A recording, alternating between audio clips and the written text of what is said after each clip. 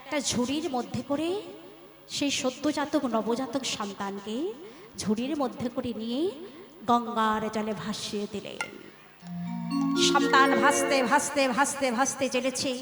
একজন ব্যক্তি যখনই দূর থেকে দর্শন করলেন এক নবজাতক সন্তান ওই ঝুড়ির মধ্যে ভাসতে ভাসতে চলেছে, তিনি বিলম্ব না করে ছুটে গিয়ে সন্তানটিকে তুলে বক্ষ মাঝে জড়িয়ে ধরলেন। কে গো? তিনি হলেন অধীর। সন্তানকে কোলে তুলে নিয়ে আনন্দে আত্মহারা হয়ে ছুটতে ছুটতে গৃহাভিমুখে প্রত্যাবর্তন করলেন। রাধা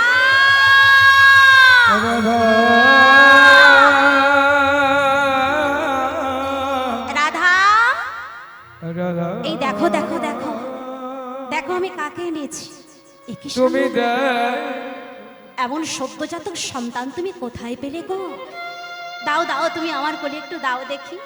বলে হ্যাঁ গো রাধা, একে তুমি মনের মতো যত্ন করে মানুষ করো, তবে এ না একদিন তোমাকে ওই মধুমাখা মা বলে ডাকবে, আর আমাকে আমাকে বাবা বলে ডাকবে।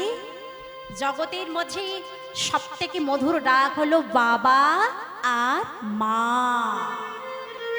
যে ডাক নাকি অতি সহজে কেউ শুনতে পায় না। আজ আমরা পাবো। এই সন্তানকে যদি মনের মতো যত্ন করে তুমি মানুষ করো, তাহলে তোমাকে মা বলে ডাকবে আর আমাকে বাবা বলে ডাকবে। আনন্দে আত্মহারা হয়ে রাধা কি করলেন? সন্তানকে কোলে তুলে নিলেন। স্বামীর আদেশ অনুসারে সন্তানকে মনের মতো যত্ন করে মানুষ করতে লাগলেন। দেখতে দেখতে শিশুটির যখন 6 মাস বয়স হলো, ওমা 6 মাস বয়স হলে কি একটা অনুষ্ঠান হয় গো? অন্নপ্রাশন। সেই সময় একটা নামকরণ হলো, নাম দিলেন কি? বসু সেন। পরে এই বসু সেনের নাম হয় কর্ণ। আজকে রাধা মা কি করছে? সন্তানকে দোলনাই দিয়ে ঘুম পাড়াচ্ছে। আকাশ বাতাসকে সাক্ষী রেখে বলছে, ওরে তোরা দেখিস, তোদের বাতাস দিয়ে আমার সন্তানকে যেন তোরা ঘুম পাড়িয়ে দিস। তাই তো রাধা মা বলছি, ওরে আকাশ ঘুমা,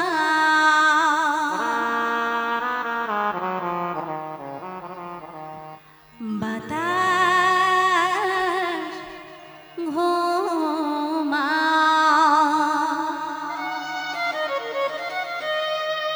ঘুমায় রাতে তারা,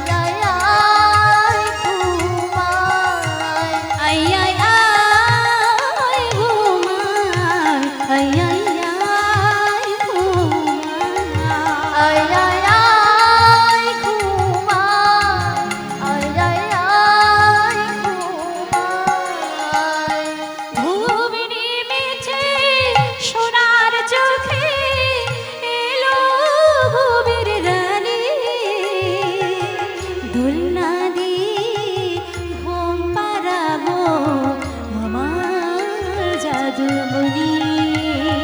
ঘুম নেমেছে সোনার চোখে এলো ঘুমের রানী। দোলনা দিয়ে ঘুম পাড়াবো আমার জাদুমণি। আই আই আই ঘুমা, আই আই আই ঘুমা, আই আই আই ঘুমা, আই আই আই ঘুমা, আই আই আই ঘুমা, আই আই আই ঘুমা, আই আই আই গৌরী প্রেমানন্দে হরি হরি বল হরি বল।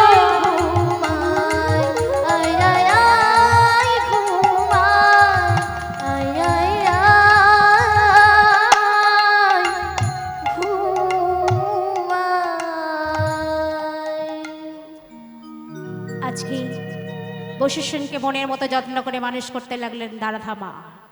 শশীকলার নাই ধীরে ধীরে যখন বড় হতে লাগলো, যখনই 5 বছর বয়স হয়েছে, কর্ণ বলছে, মা ও মা, তুমি আমাকে পাঠশালায় পাঠাবে না?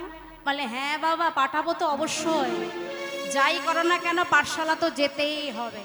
তাই মা কি করলেন, সন্তানকে পাঠশালায় পাঠালেন। যখন 12 বছর বয়স হয়েছে, কর্ণ বলছে, মা আমার মনে বড় ইচ্ছা জননী, তুমি আমাকে ধনুর্বিদ্যা শেখাবে না? বলে, বাবা এটা হবে না, কারণ আমরা হলাম নিচু জাত, ছোট জাতি, আমরা হলাম বড় গরিব, আর তোমাকে সুতপুত্র হিসাবে সবাই তোমাকে চেনে। তুমি যেখানে যাবে, যার কাছে তুমি ধনুর্বিদ্যা শিখতে যাবে, সে তোমাকে কিছুতেই শেখাবে না। কিন্তু তার মনে বড় সাধ জেগেছে যে ধনুর্বিদ্যা তাকে শিখতেই হবে। তাই মাকে না জানিয়ে কর্ণ কি করছে, ছুটতে ছুটতে চলেছি গুরুদেব দ্রোণাচার্যের কাছে। গুরুদেব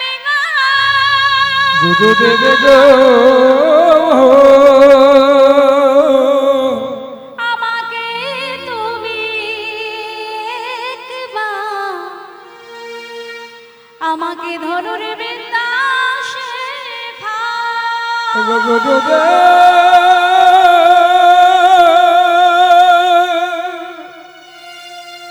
আমারে তুমি কৃপা করে ধনুর্বিদ্যা শেখাও। গুরুদেব দ্রোণাচার্য চিৎকার করে বললেন, তুমি কি ক্ষত্রিয় সন্তান? উত্তর দাও, তুমি কি ক্ষত্রিয় বংশের সন্তান? বলছে, আগে না গুরুদেব। তাহলে আমি ক্ষত্রিয় বংশের সন্তানকে ছাড়া ধনুর্বিদ্যা শেখাই না। অর্থাৎ রাজার ছেলেকে ছাড়া আমি ধনুর্বিদ্যা শেখাই না, আর সুতপুত্র তো নয়, তুমি চলে যাও এখান থেকে। অপমান করলেন গুরুদেব দ্রোণাচার্য। নয়নের জলে বক্ষ ভাসিয়ে কর্ণ ছুটতে ছুটতে চলেছে। এই দ্রোণাচার্যের গুরুদেব, যার নাম হলেন পরশুরাম, সেই পরশুরামের কাছে গিয়ে অশ্রুপ্লাবিত নয়নে তাঁর চরণে আছাড় খেয়ে পড়লেন।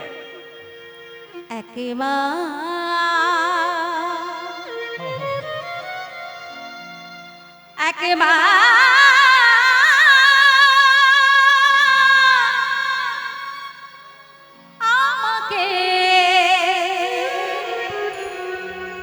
তুমি কৃপা করে ধনুর্বিদ্যা একবার আমাকে ধনুর্বিদ্যা শেখাও। গুরুদেব পরশুরামে ওই কর্ণকে দেখে বড় মায়া হলো। তাই গুরুদেব পরশুরাম কি করলেন, এই কর্ণকে ধনুর্বিদ্যা শেখালেন। যখনই ধনুর্বিদ্যা শেখালেন, ধনুর্বিদ্যায় পারদর্শী হলেন, কিন্তু কর্ণের মনে তবু একটা ব্যথা, একটা দুঃখের কথা কিছুতেই সে ভুলতে পারে না। কথাটা হলো এই, সে যেখানে যায় তাকে সুতপুত্র হিসেবে অপমান করা হয়। কর্ণ মনে মনে ভাবছে আমি যতদিন জীবিত থাকবো, যেখানেই যাব আমাকে সুতপুত্র বলে সকলেই এইভাবে অপমান করবে। অতএব এই জীবন আমি আর রাখতে চাই না। নিজের প্রাণকে বিসর্জন দেবেন বলে দুটি বাহু প্রসার করে গঙ্গার উদ্দেশ্যে চলেছে।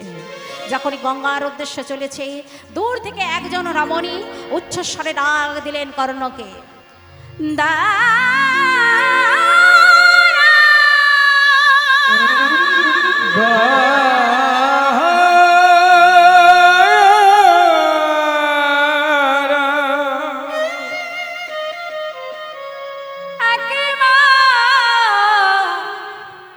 একেবারে মনে করে দেখো, মনে মনে করে দেখো, যারা তোমার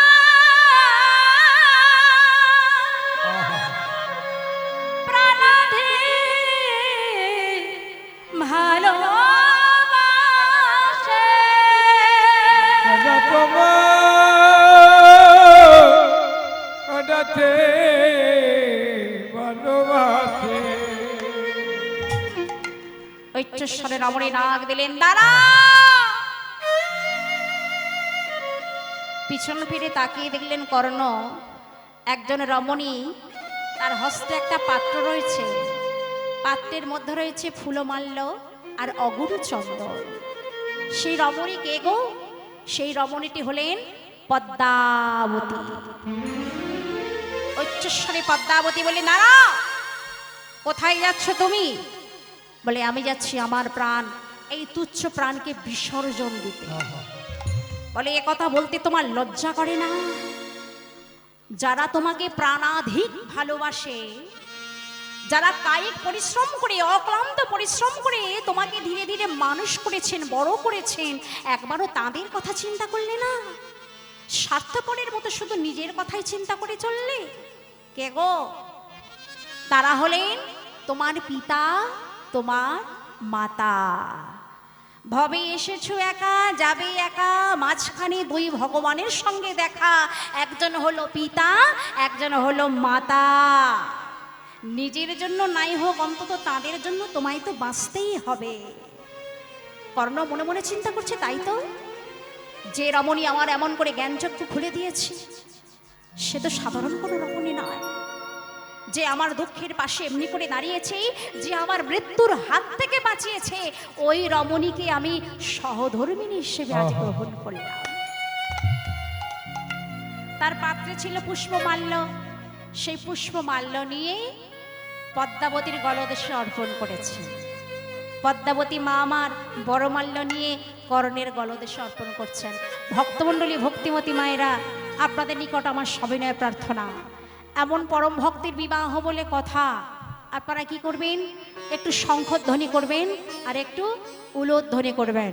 চলুন সবাই মিলে।